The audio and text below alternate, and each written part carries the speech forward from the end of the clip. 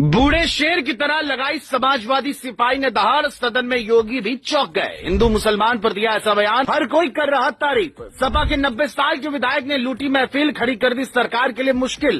दागे विधानसभा सदन में ऐसे गंभीर सवाल, दिखा सियासी उबाल। उत्तर प्रदेश विधानसभा का माहौल आम दिनों जैसा था। सत्ता पक्ष और विपक्ष के बीच कोडिंग केस को लेकर तकरार दिख रही थी। वही शोर, वही आरोप प्रत्यारोप, लेकिन तभी सपा के 90 साल के विधायक खड़े हुए और फिर जो उन्होंने किया उसने सबको दंग कर दिया। या यूं कहें कि पूरा सदन एक पल के लिए थम सा गया, क्योंकि उम्र की झुर्रियों में दबा अनुभव, आंखों में तपिश के साथ ऐसी दहाड़ सदन में लगाई कि योगी भी दो पलों के लिए चौंक गए। किसी को अंदाजा भी नहीं था कि ये भाषण न सिर्फ सरकार को असहज करेगा, बल्कि हिंदू मुसलमान की राजनीति पर ऐसा आईना रख देगा कि सत्ता पक्ष भी चुप्पी साधने को मजबूर हो जाएगा।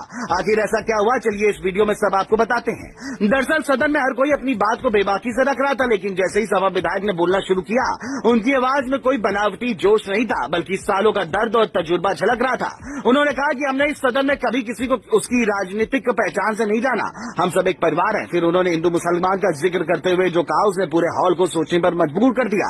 उनका कहना था कि मैं अपने को मुसलमान कहूं, आप अपने को हिंदू कहें, ये छोटी बातें हैं, देश का संविधान सबसे बड़ा है।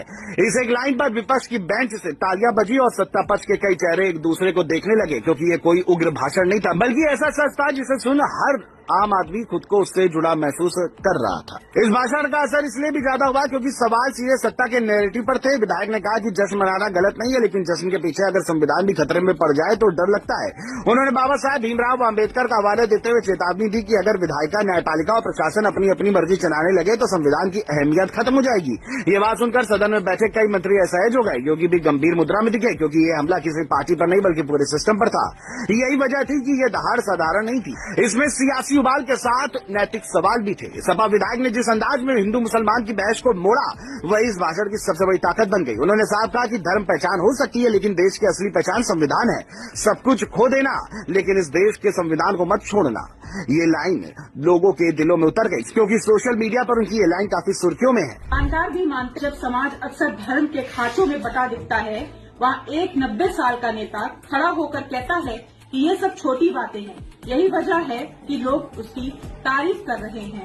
राजनीतिक पंडित मानते हैं कि भाषण से भावनात्मक नहीं था, बल्कि रणनीतिक भी था। अखिलेश यादव के विधायक ने बिना किसी का नाम लिए सरकार को कटघरे में खड़ा कर दिया। उन्होंने याद दिलाया कि पहले भी ऐसे मौके आए हैं जब सत्ता ने गलत फैसला लिया और बाद में उसे वापस लेना पड़ा। ये संकेत था कि आज भी अगर संविधान के साथ खिलवाड़ हुआ तो इतिहास गवाह बनेगा। सरकार के लिए मुश्किल इसलिए बढ़ी क्योंकि हमला नारेबाजी नहीं था, बल्कि तथ्यों और अनुभव से निकला हुआ था। यही कारण है कि सत्ता पक्ष पलट कर कोई तीखा जवाब नहीं दे सका। विधानसभा की उस दहाड़ की चर्चा सिर्फ लखनऊ तक सीमित नहीं है, गांव, कस्बे, चाय की दुकानें और सियासी गलियारों में भी हो रही है। सपा के बूढ़े शेर ने यह साबित कर दिया कि राजनीतिक सिर्फ आंकड़ों और भाषणों का खेल नहीं, बल्कि जनता के दिल से जुड़ने की कला है। योगी सरकार भले सत्ता में मजबूत हो, लेकिन इस एक भाषण ने ये याद दिला दिया कि सदन में कभी कभी ऐसी दहाड़ भी गूंजती है जो लंबे समय तक सुनाई देती।